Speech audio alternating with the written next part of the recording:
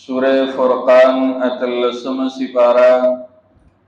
آیت نمبر اول دیت کریمہ کے اللہ تعالی دا مسئلہ ذکر کئی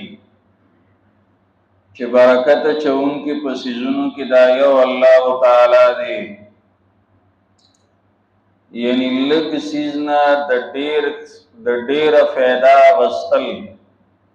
چھ سیز لگوی یا وقت لگوی او پاگئی که انسان تا دیر فیده حاصل شي او دیر خیر حاصل شي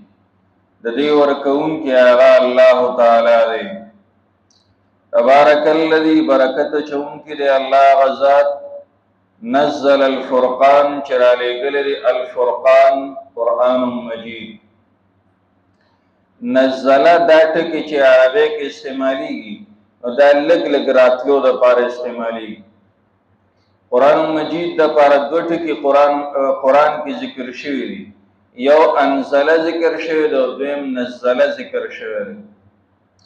دا انزل مطلب دار چرا قرآن طول پا یوزے باندے راغلے او دا نزل مطلب دار چی لگ لگ راغلے نو یوڑم بے نزول دا قرآن مجید دے چی اللہ تعالی آغا چی نرولے که دا لوح محفوظنا او هغه چنو په یوځای باندې راغلی اسمان د دنیا ته بیا د هغه ځای نه بیا د دنیا ته چې راغلی نو دا لږ لږ راغلی او دا لږ لږ چې رالیږي نو د هغې حکمتونه دي حکمتونه پکې دا نبی علیہ السلام ته وی لږ لږ رالیږم دې دپاره چې ستا دا زړه مضبوط شي ځکه چې نبی علیہ السلام دعوت ورکاو او چې دعوت یو سړی ورکوي او بې د څه اجرت نه او بې د څه مزدورۍ او بې د څه د دنیا د لالچ نه ورکوي او خلک ورته ضرر هم رسوي تکلیف هم رسوي او خبره هم نه مني نو دې سره بیا داعي ته او دعوت ورکوونکي ته تکلیف رسي د هغه زړه چې ناخفه کېږي نو د قرآن مجید لږ لږ ایتونه به راتلل نو نبي علیہ السلام زړه به مضبوطېده چې د الله تعالی په یاد کې چې نه هغه زه یم او الله تعالی مال تسلی را کوي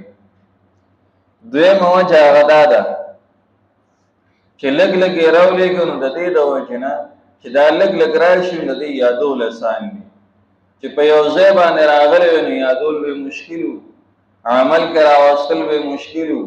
چې لږ لږ راغی نو د هغه لږ لږ د راتلو د وجې نه په عمل کې هم اسان شو او یادول هم اسان شو ځکه الله تعالی دنیا ته بیا لږ لږ رالېږلی او الفرقان دا نوم د قرآن مجید دی قرآن ته فرقان ځکه وایي چې فرقان وایي جدایي راوستونکي ته قرآن جدایي راولي حق او باطل چې دا جدا کوي ظلم او انصاف دا جدا کوي دین او بېدیني دا جدا کوي شرک او بدعت او شرک او توحید دا چې جدا کوي تا ته به ښایي چې شرک څه شی دی او توحید څه شی دی تا ته به دا ښایي چې دین څه شی دی او بېدیني څه شی ده تا ته به دا ښایي چې عدل څه شی دی او انصاف څه شی دی او ظلم څه شی دی هر شی به ته جدا جدا کوي دې د وجې نه قرآن ته چې نو فرقان وایي الفرقان علی عبده په بنده خپل باندې دې نه مراد جناب رسول الله صلی الله علیه وسلم دی او ذکر ایک پنوم دا عبدی سرا داغی وجه دادا دا اللہ تعالی پا دربار کی لطول نو اچت درجہ آغا عبدیت تے ذکر اللہ تعالی توازو و عاجزی خوخی لوی و تکبر دا صرف دا اللہ تعالی سرخائی گی بندیانو کی جکم بندک زیادہ عاجزی وی و زیادہ توازو وی تم ردی دا اللہ تعالی چنو زیاد پسند وی و دا اللہ تعالی زیاد محبوب وی عرب هغه لاره چې په هغې باندې تګ را تګ ډېر کېږي د خپو د لاندې راځي نو هغې ته طریق معبدن وایي دقه معبدن د عین بادال دا ورله استعمالوي دا ولې د خپو د لاندې راځي ښکته کېږي دقه شان چې انسان دی عاجزي اختیار کړي نور په ځان باندې اوچتوي او خپل ځان چې نه ښکته ګڼي او بیا په عاجزۍ کې اعلی مرتبه د عاجزۍ دا ده چې بندګي د الله تعالی عبادت د الله تعالی کوي او د دې نه لویه تواضع بل څه کیدی شي چې دا خپل تندی په دې خاورو کې الله تعالی ته کیږي. الله ستا د رضا دپاره مې تا ته د خپل تندی په دې خاورو کې کېښودو، ما نه چې نه هغه ته راضي شه. دا د تواضع او د عاجزۍ انتهایي درجه شوه. نبی علیه السلام کې هم عاجزي هغه زیاته وه او ذکر کوي په لفظ د عبدي سره اشاره کوي نورو بندیانو ته چې تاسو هم ځان کې عاجزي پیدا کړئ. لیکون للعالمین نذیرا، دې لپاره چې شي دپاره د مخلوقاتو یره ورکوونکي. عالمین نه مراد انسانان او پریان دي. انسانان او پریان د دې سره حساب و کتاب هم دی او دې ته چې نه هغه انبیا رالیږلي شوي دي. دې نه به تپوس کېږي تاسو تابعداري څومره کړې وه، نافرماني مو څومره کړې وه. که تابعداري زیاته وه، نافرماني د هغې په نسبت کمه وه، نجات به میلو شي. دا د الله تعالی لوی احسان دی. دې ته سوچ وکړه، قرآن چې ذکر کوي که نه، نو فمن ثقلت موازینه فهو فی عیشة راضیه. د چا چې د نیکو تله درنه شوه نو دی به چې نو په جنت ته ځي، دی په خوشحاله ژوند کي. دی نه دي ویلي چې د چا ګناهونه بالکل نه وي نو هغه به جنت ته ځي. نه، وایي چې د نیکو دا تله درنه شوه نو هغه نور ګناهونه هغه سپک شو، چې سپک شو هغه ټول ورته معاف شي. اگر چې انتهایی زیات ولې نه خو چې نیکۍ پې باندې درنې شوې نو بس معافي ورته الله تعالی. او چې نه کله ګناهونه درانه شي نو بیا به د هغه اندازه ګناهونو سزا سکي چې دا نیکي پې باندې درنه شي، نو بیا به راشي د جهنم نه به وایستلی شي او جنت ته ولاړ شي. دا رحم او کرم د الله تعالی دی. که داسې ویلې وي چې بیخي د سر نه ګناه نه کړې او دا نیکۍ یې زیاتې شي نو هلې به جنت ته ځي، بیا به که ټول پاتې والا، بیا صرف انبیا او صحابه بچو نو بیا اوس جنت ته تللی نه شو. نه، الله وی نه،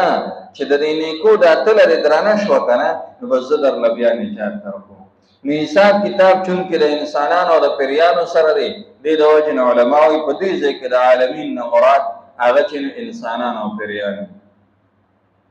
نذیرا یره ورکوونکي. یو یره داسې چې یره ته بل له ورکوې هغه یره د بدماشۍ وي. بدماشي پې باندې سړی پخوي او بدماشي پې باندې کوي او هغه بل چې نه هغه یروي.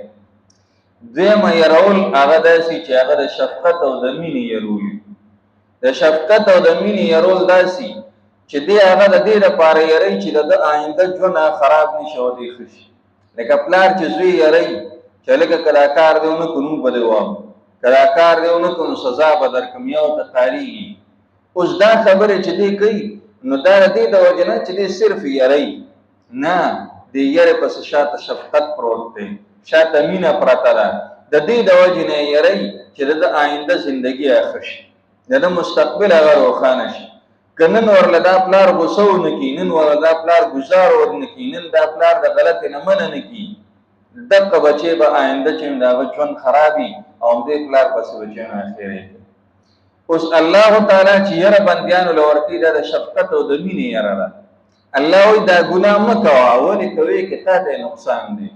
جهنم په اور کې بچی نه سوځېږي. دا نیکي وکړه ځکه وکړه چې تا ته فایده ده که نه، جنت ته بچی نه هغه لاړ شي. نو د مینې یرولو ته انذار وایي. نو چې قرآن ذکر کوي نو قرآن د قرآن صفت هم نظیر ذکر کوي، یره ورکوونکي،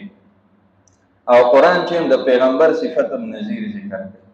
چې دا دواړه یره ورکوي. خو دا یره د څه ده؟ د مینې او د شفقت یره ده. دا صرف یره نه چې ستا صرف یری او چې تا باندې هغه بدماشي هغه پخوي.